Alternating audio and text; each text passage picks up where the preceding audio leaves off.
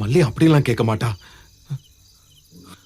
ஆனா மனசுல ஒரு ஓரமா அப்படி ஒரு நினைப்பு வர்றதுக்கு யாராச்சும் காரணமா இருந்தா கூட அது நல்லாவா இருக்கும்?